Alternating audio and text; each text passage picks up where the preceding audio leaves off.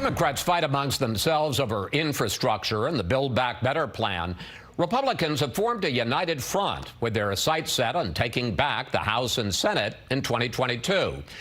Joining us now from Florida, Senator Rick Scott, chair of the National Republican Senatorial Committee. Senator, welcome back to Fox News Sunday. It's nice to be with you, Chris. You just heard my conversation with Secretary Buttigieg. What's your reaction to what he said and where the president's domestic agenda stands right now? First, if the Secretary of Transportation wanted to solve the port issue, you'd fly out to the port, you'd sit down with everybody and find out what the problem is, and then you'd go solve it. Typically, the problem is caused by some government regulation or some government red tape. When I had hurricanes in Florida, I had to make sure we didn't run out of fuel, so I was constantly on the phone with everybody involved in delivering fuel, and even though we were selling sometimes 9 times the normal average of fuel, we didn't run out because we kept solving their problem. If you look at what they're talking about with this, name whatever the bill is, all it's going to do is cause more inflation. You look at what it's doing to poor families in this country with gas prices up 55%. Go to the grocery store, food prices are up. It's all caused by government spending. And by the way, if you look at inflation, the border, parents' involvement in schools, our military support, there is nothing that they're talking about doing. There's nothing that Democrats are talking about doing that's solving a problem that Americans care about. I mean, there's solve the problem for you, every family. Like mine growing up, my mom struggled to put food on the table. Inflation hurt her. Solve it. Fix it. They have no fixes in this administration. They're like commentators. Yeah, we're going to have a problem through next year. No, go solve the problem. Well, that's a real insult to compare them to commentators, Senator. Let me ask you about the infrastructure bill, though, because it's not a political game. It affects real people. And while 19 senators voted for the bipartisan infrastructure plan that passed the Senate with a healthy bipartisan majority, you opposed it. And I want to put up some of the things that would be affected in your home state of Florida. More than 3,500 miles of Florida highways are in poor condition. You voted against $13 billion to repair them. Here's White House Press Secretary Jen Psaki. This package would extend high-speed internet to every American. Are you against that? Would ensure that children aren't drinking poisoned water. Are you against that? You also voted against money in the infrastructure bill to help your home state of Florida deal with extreme weather, which you have plenty of in Florida. Why'd you oppose the infrastructure bill when 19 Republican senators supported it? Chris, I believe in spending money on real infrastructure, roads, bridges, but that's what this bill has in it, sir. I spent $85 billion in my 8 years as governor. Right. Let's look at the bill that passed the Senate. It's not paid for. I paid for my infrastructure. I actually paid down debt. I balanced the budget. This bill, they said it was going to be paid for. It wasn't paid for. This bill said it was infrastructure. Less than half of that bill was roads, bridges, airports, and seaports. You put a bill in front of me that's going to be roads, bridges, airports, and seaports paid for.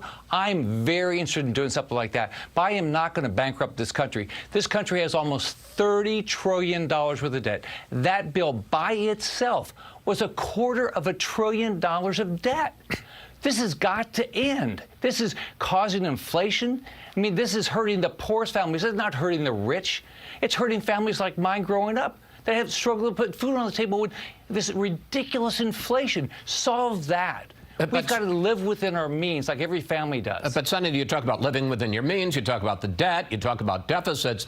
The Trump tax cuts, which were passed in 2017, the year before you were elected to the Senate, is estimated by the Congressional Budget Office that it is going to increase the deficit by over $2 trillion over 11 years. So should the Trump tax cuts be repealed?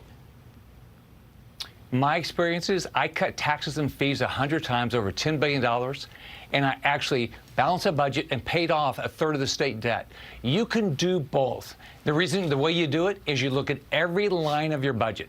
I think there's about 4,000 lines of the Florida budget. I went through every line and said, I am not going to waste anybody's money. We've got to do that at the federal level. But sir, we need lower taxes. But sir, and watch how we spend our money. respectfully, when Donald Trump was president, you had this tax cut, which added $2 trillion to the deficit, according to the CBO, and you didn't have the commensurate spending cuts. So the question is, if you're not going to have the spending cuts, should you repeal the tax cuts if the debt and deficit are so vital? Well, first off, I am not raising anybody's taxes. I want lower taxes. I want to watch how we spend our money. I've been in the Senate now 2 years and 9 months. The amount of waste is staggering. Americans should be furious with the way money is spent in the Senate and in all Congress. It's your money. It's not government's money. We've got to figure out how to live within our means. I did it at the state level, and I actually paid off the third of state debt. We've got to look at every line, take every line of the budget. Don't say, well, that's only $1 billion. It's $1 billion. That's a lot of money. We should watch how we spend every dollar, and we're not doing that. I want to ask you about a non-budget related issue, but it involves real money. There is a report out this week that the Biden administration is considering giving huge payouts, up to $450,000 per person, to families that were separated at the border during the Trump administration. Now, the argument they make is if this goes to court, and their settlements may be even bigger. But what is your thought about that, about paying $450,000 per person to people who came across the border in the first place illegally? What are we thinking? Why would we be doing this? They broke our laws. These individuals broke the laws of the United States of America, and then the Biden administration, once they write them a check, I mean, and first off, and then they want to, the same administration wants to go snoop into your bank account and take more of your money. This is wrong. We've got to do the logical things. Secure the border, balance the budget, watch how you spend money, cut taxes. This is what Americans want. They don't want this crazy radical socialist agenda that the Biden administration has come up with. Finally, it makes you mad what's going on in this country. Finally, you are the head of the National Republican Senate Committee, but I want to ask you about the governor's race in Virginia on Tuesday, because in a state that has trended from red to purple to now kind of blue, right at this point, Glenn Youngkin, the Republican, is in a neck-and-neck fight, according to the Fox poll. He's ahead of Democratic former Governor Terry McAuliffe. If Youngkin wins, and if he does well in the suburbs, which have been bleeding support for the Republicans, what kind of a blueprint will that set for you as you chart Senate races in the 2022 midterms? Oh, the 22 is going to be a great year for the Republican Senate. We're going to get a majority back, and part of it is exactly what's happened with Glenn Youngkin's race. I mean, suburban voters are coming back because they're saying this idea that parents shouldn't be involved in schools that the Democrats want is wrong. The fact the border is not secure is wrong. The fact that, this critical race theory that they want to teach in our schools is wrong. Parents are coming back. We're going to win the Hispanic vote, we're going to win the suburban vote, and we're going to have a majority in the U.S. Senate. And by the way, if you want to help, you can go to nrsc.org and help us raise money to get more Republican senators, because we're going to change this country. And real quickly, 30 seconds, you see Terry McAuliffe, he's campaigning as much against Donald Trump as he is against Glenn Youngkin. Now, there's some feeling that helped Gavin Newsom in the recall in California. Does the tightness of this race indicate that maybe Donald Trump is not such a strong weapon anymore for Democrats? No, clearly not. But by the way, why are people going to vote with us? They want a secure border. They want parents involved in schools. They want to fund the police. They don't want this ridiculous inflation. And they like an administration that will actually show up and do something and come up with problems rather than just be simple commentators and say, oh, yeah, we have a problem, but we have no solution.